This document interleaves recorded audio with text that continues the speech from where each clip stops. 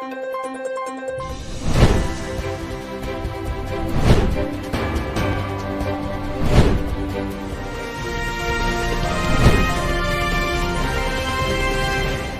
पल आपके साथ। गांधीनगर से करीबन 15 किलोमीटर दूरी पर ये छोटा सा गांव, इसका नाम है डभोडा। कहा जाता है ये गांव 800 साल पहले राजा महाराजा और अंग्रेजों के जमाने में यहाँ बसा था और आज भी इस गांव में पुरानी आस्था लोगों के दिलों में बसी हुई है। इस गांव में हर तरह की सुविधाएं हैं, लेकिन सबसे अजीब बात यह है कि इतनी सुविधाओं के बाद भी इस गांव में अस्पताल का एक भी बोर्ड दूर दूर तक दिखाई नहीं पड़ता, जो लोगों को ये सोचने पर मजबूर करता है कि क्या इस गांव में कभी कोई बीमार नहीं पड़ता। इस गांव की और भी बहुत सारी विशेषताएं हैं जो हम आपको दिखाने जा रहे हैं, लेकिन उससे पहले हम आपको इस गांव के हनुमान मंदिर के बारे में बताएंगे, जिसके नाम पर इस गांव का नाम पड़ा है। हम लोग डभोडा गांव में खड़े हैं। डभोडा गांव में हनुमान जी का मंदिर है, उसके बारे में तो आपने शायद सुना। और इधर हमारे जबरेश्वर महादेव विराजमान हैं। वो जब से गांव की रचना हुई है तब से जबरेश्वर महादेव का सानिध्य इधर है।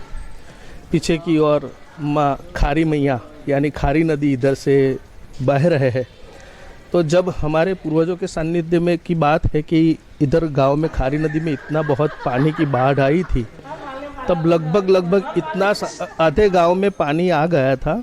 और इधर का जो परिसर है, उधर जब तक पानी आया तब तक शिव ने ऐसी कृपा की कि उनके स्पर्श मात्र से ही पानी वापस जाने लगा।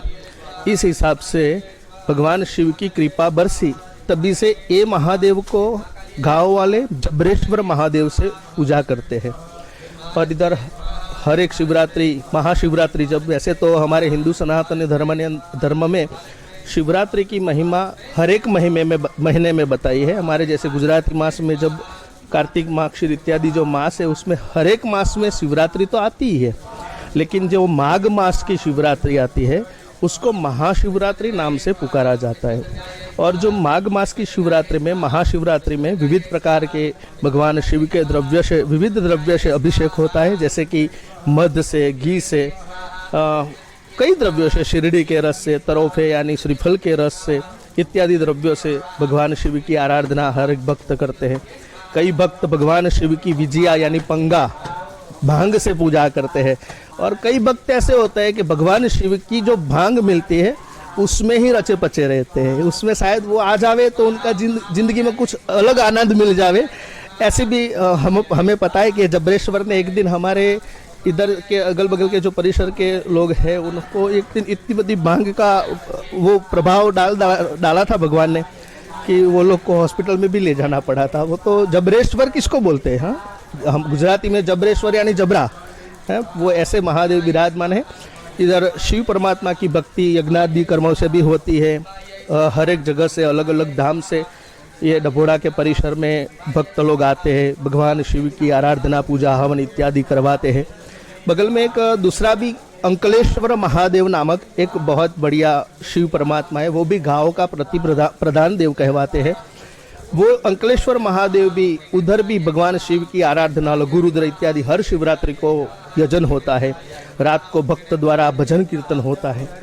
और उस गांव के बाहर की ओर एक कुंभारेश्वर महादेव, वो भी, वो तालाब का घाट है, वो कुंभारिया तालाब ऐसे गुजराती में बोला जाता है। उस घाट पर भी भगवान शिव विराजमान हैं। उधर भी रात को पंचवक्त्र पूजा होती है। उधर का भी मैनेजमेंट बहुत अच्छा है, उसका दिव्य वातावरण है। और उधर भी हमें लगे कि भगवान विराजमान है। ऐसा रमणीय स्थल इस डभोडा के गांव में हर एक जगह पे भगवान शिव विराजमान है। और कई भक्तों के मन में जो शिव तत्व है, वो शिव तत्व को ऐसा लगता है कि भगवान शिव है ना, वो लिंग यानी कोई, भगवान लिंग को कोई अपवाद रूप से कई हिसाब से देखते हैं, लेकिन संस्कृत में लिंग शब्द का अर्थ होता है चिन्ह। तो लिंग का कोई दूसरा कोई अर्थ ही नहीं है। लिंग यानी चिन्ह, भगवान का चिन्ह है। भगवानमय बनने के लिए शिवरात्रि प्रसंग हमारा आता है। हमारे हिंदू सनातन धर्म में विविध प्रकार से भगवान शिव की आराधना करते हैं। हमारे हिंदू सनातन धर्म में सबसे बड़ा देव वो हमारा शिव परमात्मा है और ब्राह्मणों के भी गुरु बोले हैं शिव तो। वो सब पर कृपा बरसाए ऐसी मैं प्रार्थना करता हूँ। और एक जैसे हम आरती करते हैं ना, तो आरती के बाद में बोलते हैं कर्पूर गौरम करुणावतारम। वो कर्पूर प्रज्वलित करने का मंत्र श्लोक नहीं है, वो है ही भगवान शिव की स्तुति। उसमें कितना सुंदर अर्थ है बहन जी, आप सुने तो। कर्पूर गौरम, जिसका गौरव कर्पूर जैसा है। हाँ, कर्पूर गौरम करुणावतारम, जो करुणा के अवतार है। संसार सारम, हमारे इस संसार का पूर्ण सार ही भगवान शिव है। आपको बता दें कि गांधीनगर जिले के डभोडा में स्थित करीब 1000 साल पुराने डभोडिया हनुमान जी मंदिर में काली चौदास को लोक मेला के अवसर पर 350 डब्बे तेल से अभिषेक किया जाता है और भारी तादाद में इस मंदिर में भक्तों का तांता लगा रहता है। लेकिन आपको ये जानकर आश्चर्य होगा कि सबकी हर मनोकामना को पूरी करने के लिए डभोडिया हनुमान जी की मन्नत खुद रखते हैं और मनोवांछित फल प्राप्त करते हैं। वहीं चैत्र पूर्णिमा को हनुमान जी की जयंती के दिन इस मंदिर का और भी विशेष महत्व हो जाता है। आपको बता दें कि डभोडा गांधीनगर से करीबन 15 किलोमीटर दूर ये छोटा सा गांव प्राचीन और ऐतिहासिक हनुमान जी मंदिर के नाम से भी जाना जाता है। ऐसा माना जाता है कि इस मंदिर का निर्माण मुगल शासन के दौरान किया गया था और इस पवित्र स्थान से कई दिलचस्प कहानियां भी जुड़ी हैं। ये भी कहा जाता है कि ये 1000 साल पुराना मंदिर है, जहां स्वयंभू भगवान हनुमान जी की सहज मूर्ति प्रकट होती है।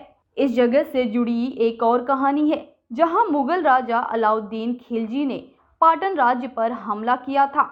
वहीं इस दौरान पाटन के राजा डभोडा के पास जंगलों में छिपे हुए थे और जब मवेशिया अपनी गायों को चराने के लिए इस जंगल में गया, तब उसने देखा कि तिल्दी नाम की एक गाय विशिष्ट स्थान पर अपने दूध का अभिषेक कर रही थी। और जब इस बारे में वहां के राजा को पता चला, तो उन्होंने इस जगह को खोदने के आदेश दिए और इस दौरान ही भगवान हनुमान जी की मूर्ति का पता चला, जिसके बाद से प्राचीन हनुमान मंदिर का निर्माण कराया गया, जो आसपास के क्षेत्र में प्रमुख आकर्षण का केंद्र रहता है। आपको बता दें कि काली चौदास पर बड़ा मेला लगता है, जब भगवान हनुमान जी के अभिषेक के लिए लगभग 4000 किलो तेल का चढ़ावा किया जाता है।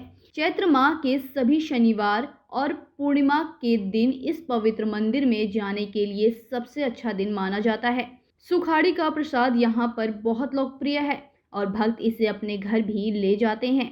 हनुमान जी का मंदिर यहाँ का प्राचीन मंदिर है, लेकिन यहाँ पर एक महादेव जी का भी मंदिर है।